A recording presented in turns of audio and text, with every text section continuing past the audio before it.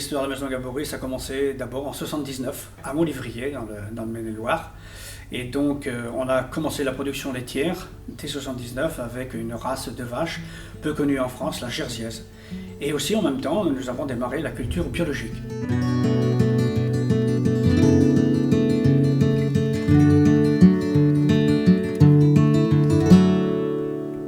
Aujourd'hui, nous sommes labellisés Biocohérence, qui est un label qui va beaucoup plus loin que le label européen, que ce soit sur l'agriculture biologique, également sur l'atelier de transformation. Nous sommes agriculteurs et transformateurs de produits laitiers et de fromages affinés avec du lait de Jersiaise. C'est une race spécifique qui donne un lait de très bonne qualité, beaucoup plus riche en minéraux, en vitamines. Depuis à peu près 20 ans, on a mis en place un partenariat avec des éleveurs locaux, que ce soit des vaches mais aussi de la chèvre et plus récemment de la brebis. Chez nous, le lait il est pasteurisé au bain-marie, on n'utilise pas de poudre de lait, donc il nous faut un lait de très bonne qualité au départ. Voilà, j'ai démarré avec une première cuve qui faisait 300 litres de lait. La qualité du lait suffisait, aucun conservateur naturellement en plus. Et cette technique-là, on l'a toujours gardée, malgré le développement. Nous, notre produit, il y a encore la couche de crème dessus. Et ça, on y tient.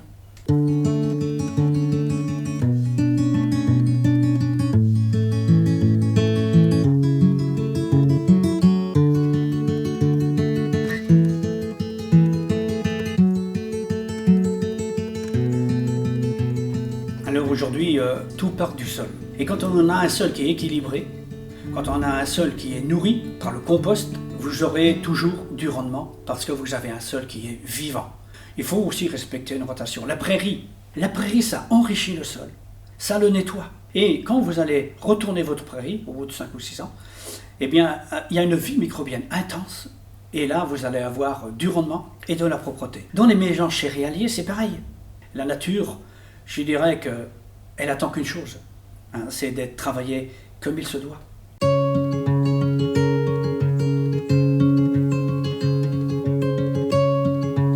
Pour l'alimentation, on a choisi naturellement de nourrir nos animaux, que ce soit les chèvres, les vaches, les brebis, avec une alimentation saine à base de foin, d'herbes, naturellement de betteraves, de céréales.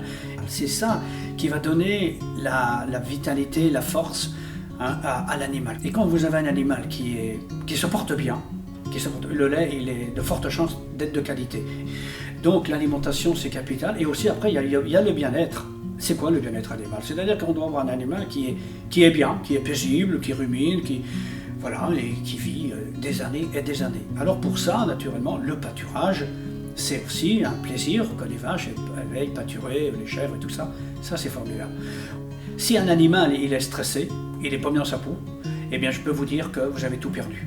Vous aurez moins de lait et vous n'aurez pas la qualité. Aujourd'hui, nous fabriquons donc des produits laitiers et fromages affinés, des yaourts, toute une gamme de yaourts, des fromages blancs, des desserts lactés, du riz au lait, du liégeois au chocolat, que ce soit au lait de vache, au lait de brebis et au lait de chèvre. Nous faisons aussi donc, des fromages affinés, des tomes et des fleurs d'Anjou, fleurs de brebis, fleurs de chèvre. On a aussi toute une gamme crèmerie avec deux laits très spécifiques, le lait cru qui sort du puits de la vache et qui est dans le magasin 2 jours après. Et ça, c'est important aussi pour les comptoirs de la bio de se dire ils sont en capacité de pouvoir servir, de pouvoir offrir aux consommateurs des produits exceptionnels comme le lait frais, comme le lait cru. Et c'est une des raisons aussi pourquoi on travaille avec les comptoirs de la bio. Ce sont des personnes qui sont en capacité, puisque ce sont des spécialistes, d'expliquer notre démarche et d'aller jusqu'au bout auprès du consommateur.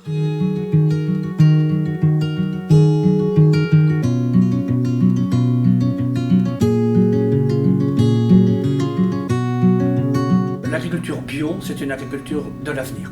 Et pour ça, nous, paysans, nous en sommes les premiers acteurs. Et je peux même dire que demain, on est capable de nourrir la planète en bio. Ah, ça choque beaucoup, parce qu'on dit non, c'est pas possible, on n'a pas de rendement. Non, c'est faux. Il faut donner la vie au sol, qui va donner la vie à la plante, et ça qui va donner la vie à l'homme. Ça n'a pas toujours été simple, bien sûr. On y a toujours cru, et le temps nous a donné raison.